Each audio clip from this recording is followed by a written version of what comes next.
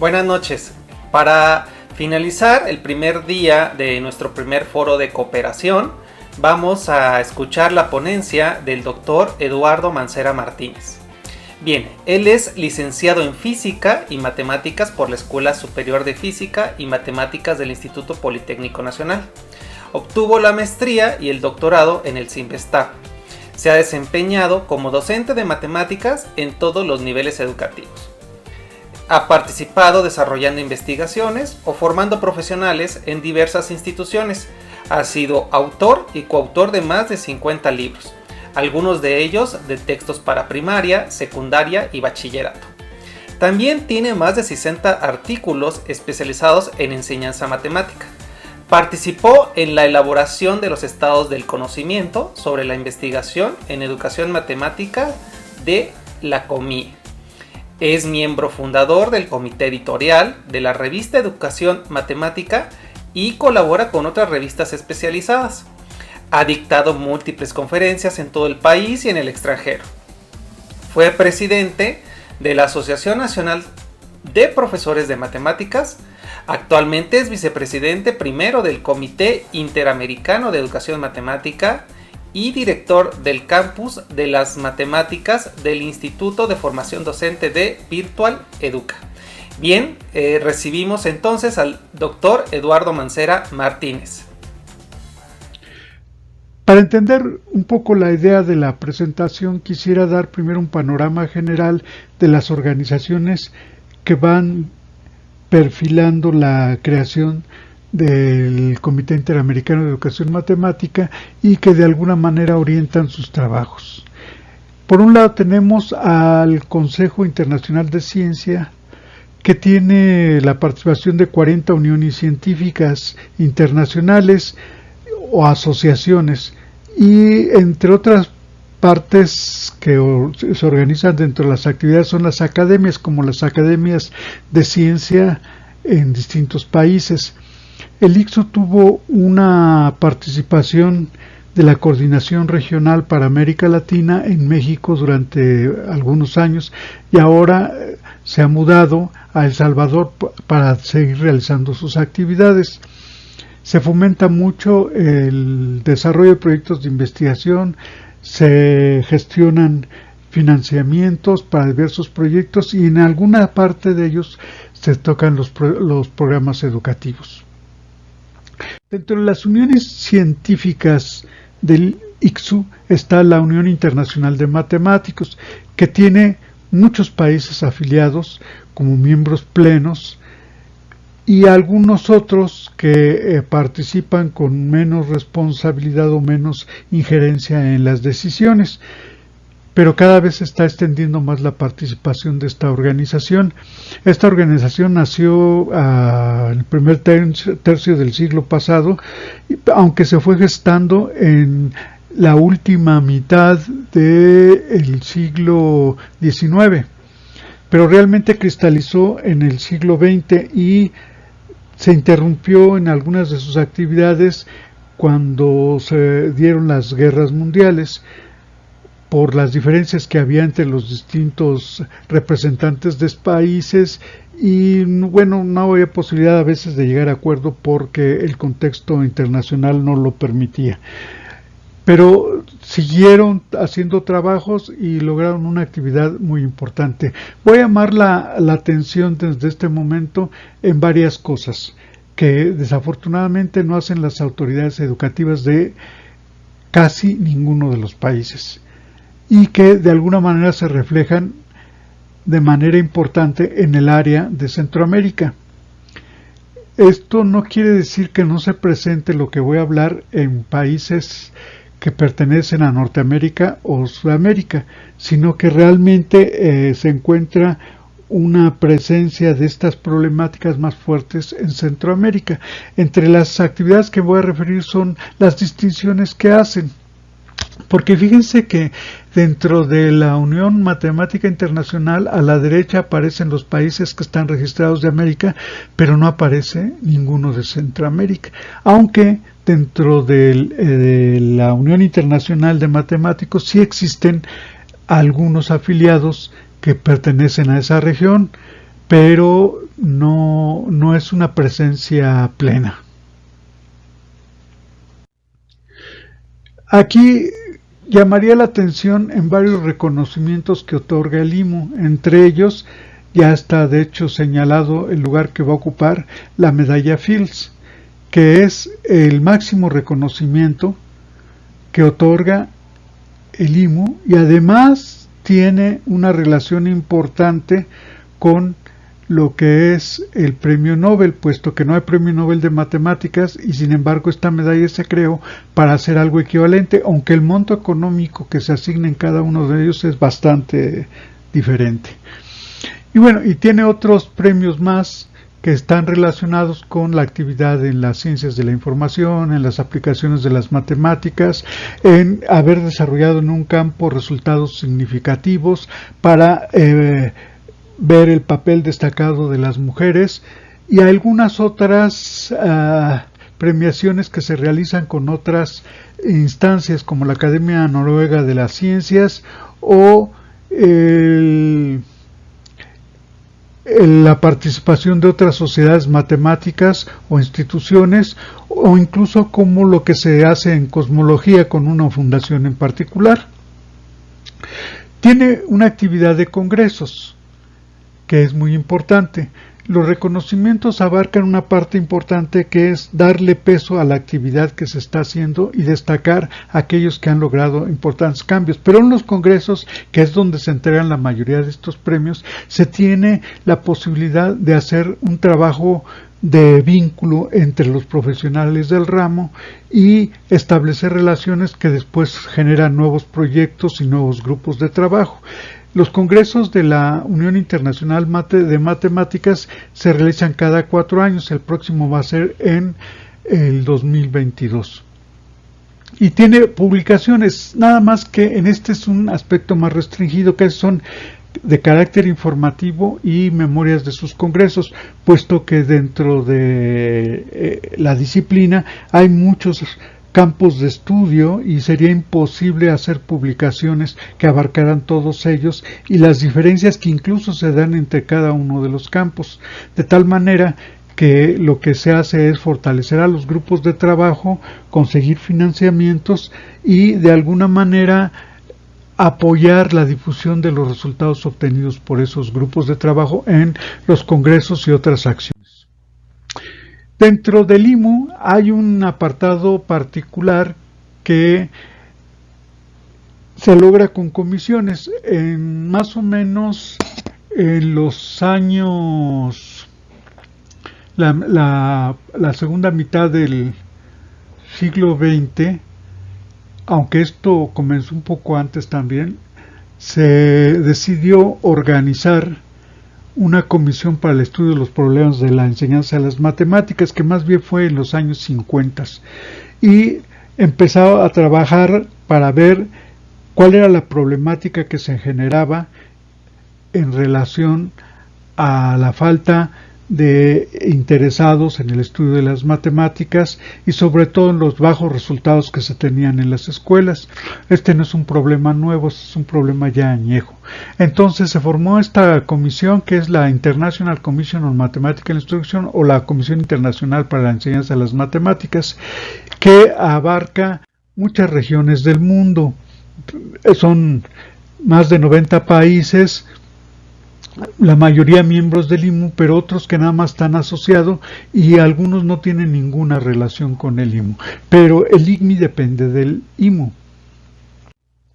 Aquí tenemos una gráfica en donde se ve que el IMU está por un lado y la relación que tiene directamente de dependencia el IGMI con respecto al IMU. Aquí hay varias actividades en donde aparece la próxima organización de la cual voy a hablar, que es justamente el CIAEM. El CIAEM aparece como grupos que realizan conferencias regionales. Esto lo viene haciendo el CIAEM desde los años 60 y también como una organización afiliada al IGMI. Solamente hay 4 organizaciones afiliadas. Enseguida les voy a decir cuáles son las otras 4, porque 2 son de carácter regional y una es global. Bueno, dentro de las actividades que realiza también el ICMI hay proyectos de capacitación, en donde se apoya con otras organizaciones para desarrollarlos. En la parte derecha ya puse, dadas las siglas, que son las otras organizaciones como grupos relacionados con el ICMI.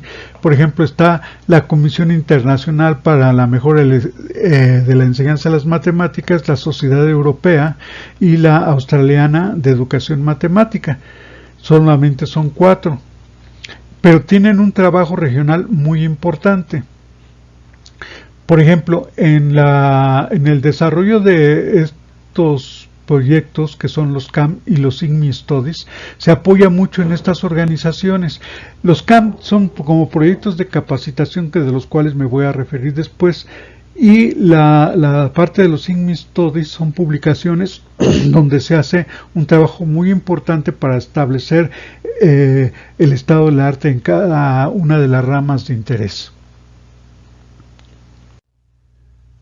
Los reconocimientos que otorga el ICMI son 3, la medalla Felix Klein, la Hans Freudenthal y la Emma Castelnuovo, también de acuerdo a la trayectoria en el campo de la educación matemática, el desarrollo de la investigación en educación matemática y logros sobresalientes en la práctica educativa. Los congresos se realizan también 4 años. El que se iba a realizar este año se ha tenido que posponer. Tal vez esto rompa el ciclo de los 4 años como se venía haciendo. Pero se realizan desde 1969. Es una actividad que se ha venido haciendo constantemente. También tiene estos proyectos del el CNP, que son Capacity Network Project, que es para apoyar la enseñanza de las matemáticas en distintos países de acuerdo con el IMU, la UNESCO y otras organizaciones. Es un proyecto muy importante. Y las publicaciones que son los ICMI Studies, que les decía que contribuyen a la aportación de estados del arte, estados del conocimiento, de varios temas de investigación, por ejemplo, la enseñanza de la aritmética, la enseñanza del álgebra, las competencias, la tecnología, currículo, etcétera, etcétera, etcétera. En la actualidad son 23 volúmenes los que ya se han desarrollado. Obviamente también publica boletines informativos y memorias en los congresos internacionales. Estas actividades que se están dando aquí es generalmente lo que deberían de hacer muchos ministerios de educación o de ciencia y tecnología, pero en realidad no lo hacen. Justamente por eso es la importancia de este tipo de organizaciones. Bueno, del ICMI surge el CAEM. El CAEM es algo que surgió en los años 60 para realizar el trabajo del ICMI en el área del continente americano. Es un grupo regional para este continente. De hecho, había por cada continente alguno, pero muchos no han logrado consolidarse como el CAEM. El CAEM es el primer grupo regional que se constituyó y además el que sigue permaneciendo hasta la fecha. Del CAEM se desprendieron otros grupos, como es el de la FISEM, que hacen los congresos iberoamericanos de educación matemática y que poco a poco se ha ido desprendiendo de los vínculos con el CAEM, son más independientes. Eso mismo está produciéndose con la Red de Educación Matemática de América Central y el Caribe, que también fue creada al interior del CAEM, pero poco a poco va constituyendo su propia organización, y esta promoción de instancias donde se pueden discutir los programas educativos para la enseñanza de la matemática se van haciendo cada vez más grandes con el tiempo. Los reconocimientos que otorga el CAEM son 2, la medalla Luis Santaló y la medalla Marshall Stone, que tienen que ver con la trayectoria que se ha tenido para apoyar los trabajos del CAEM o para la trayectoria, sobre todo en investigación y en intervención educativa en la región. Los congresos se hacen también cada 4 años desde 1961 y el próximo será en 2023, si es que se puede hacer, porque la sede es Lima, en Perú, y bueno, las condiciones que se han establecido con la emergencia de salud, pues tal vez modifiquen fechas o plazos o incluso sedes. También se tiene a cargo ahorita la participación en los congresos de educación matemática de América Central y Caribe, pero ya cada vez es una organización más independiente. El próximo también estaba para noviembre de este año y posiblemente se tenga que cambiar o modificar la estrategia para poder realizarlo. Bueno, las publicaciones, hay una serie de cuadernos de investigación que ya fueron elaborados desde hace tiempo en la Universidad de Costa Rica por uno de los integrantes, y los boletines informativos y las memorias de los congresos interamericanos. Estas actividades, como decía, no las hacen los gobiernos directamente, son justamente las organizaciones las que promueven este tipo de acciones que son esenciales para el desarrollo de una profesión.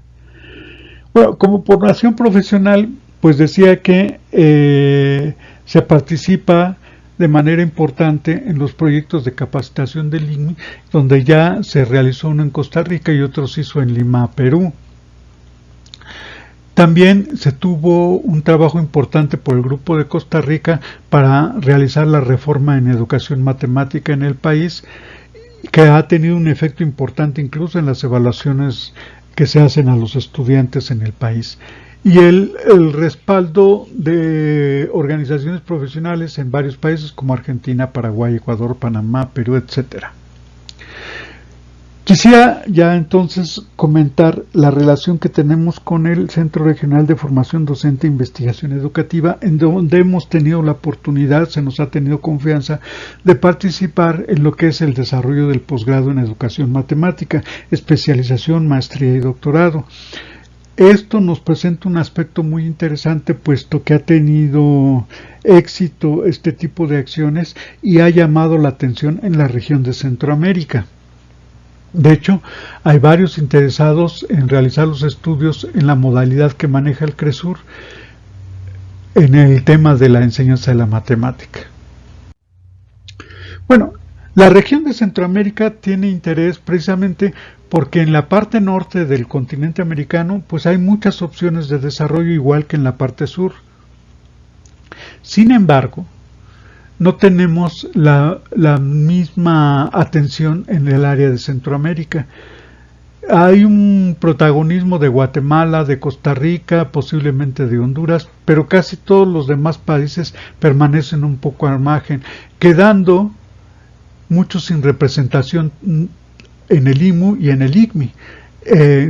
Incluso Belice casi no tiene representación en los estudios estadísticos, no hay muchos datos respecto a Belice. Es el que tiene la menor población, la mayor población la tiene Guatemala, y de igual manera la participación de puntos del PIB en cada uno de los países, uno tiene la mayor y otro tiene la menor.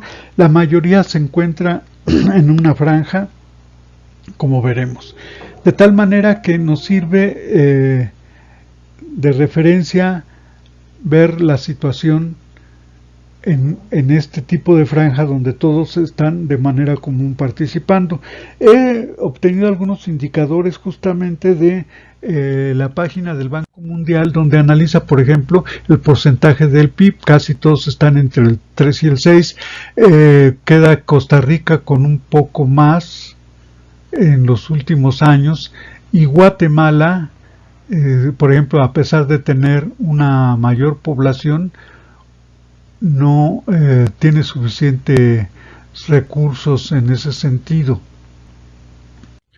Por ejemplo, la población también es mayormente joven, lo cual va a impactar de alguna manera el mercado de trabajo, y particularmente los que se dedican a la enseñanza. Vamos a ver después una gráfica al respecto también. El ingreso a preprimaria, el ingreso a primaria y el ingreso en secundaria siempre se da más o menos en los mismos rangos en toda la región.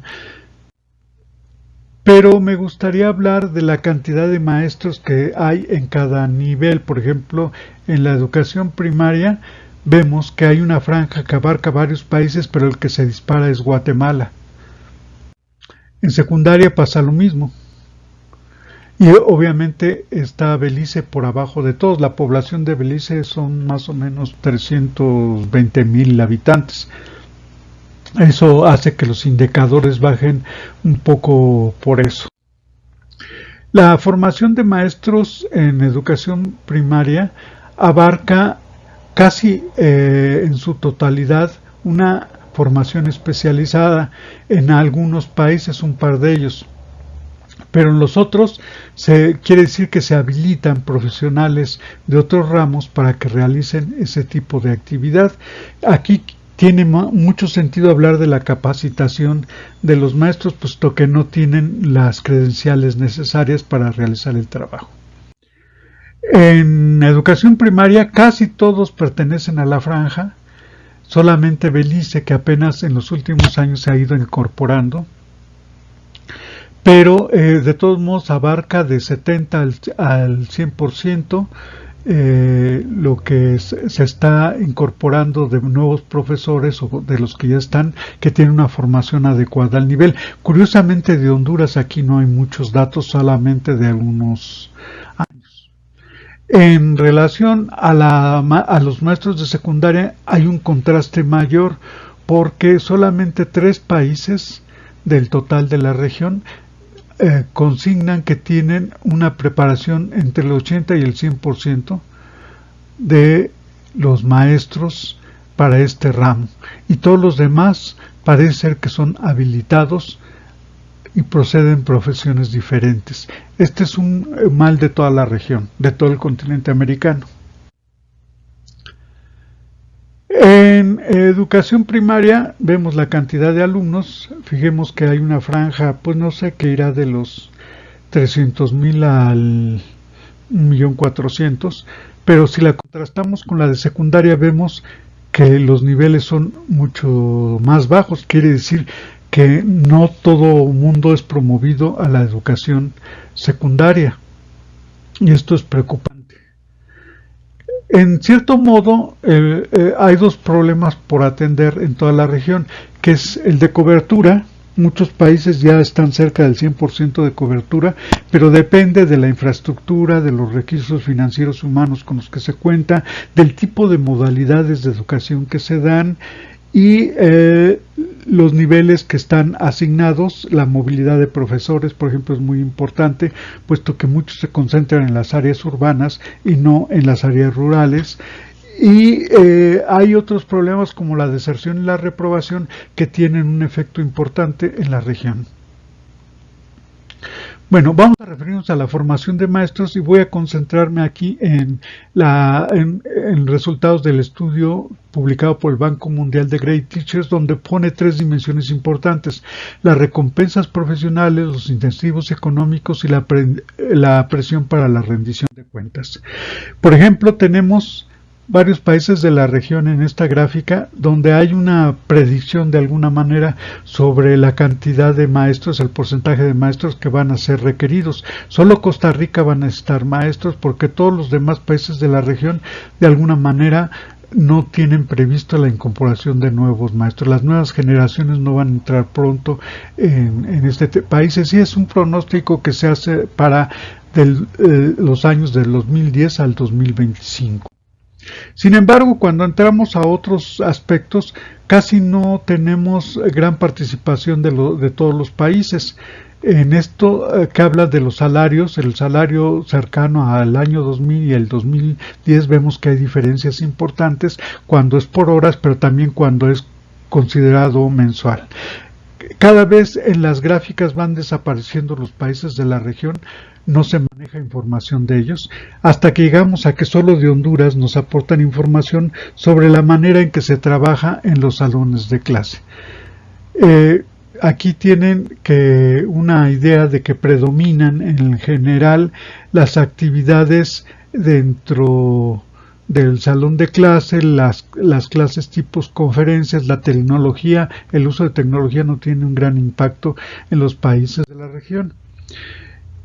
Ahora, ¿Quién forma al maestro? Hay una tendencia a que sean estudios de 4 años, lo cual es mínimo comparado con otras profesiones que dedican más tiempo para lograr consolidar. De hecho, la educación se supone que es una de las partes más importantes dentro de los planes de gobierno, y sin embargo se le da menos importancia que en otras profesiones. Y generalmente se siente al docente como un técnico y no como un profesional. Hay algunas categorías que se utilizan en este artículo de Nell Nodix sobre la profesionalización en la enseñanza de las matemáticas, pero que son aplicables también para otra asignatura. Y este fue publicado por el National Council of Teachers of Mathematics, pero tiene unas categorías muy interesantes que me voy a referir rápido entre ellos. Ella hace una ubicación de la profesión y de alguna manera señala categorías como el conocimiento especializado, que tiene que ver con conocimiento donde hay una componente teórica fundamentalmente, y bueno, puede haber alguna componente práctica, y se desarrolla principalmente en las universidades, pero esto tiene que ver con la remuneración que se alcanza con el tiempo al desarrollar la profesión, pero esto a su vez tiene que ver con prestaciones y seguridad en el empleo, siendo el campo de la educación donde no en todos lados es lo mismo.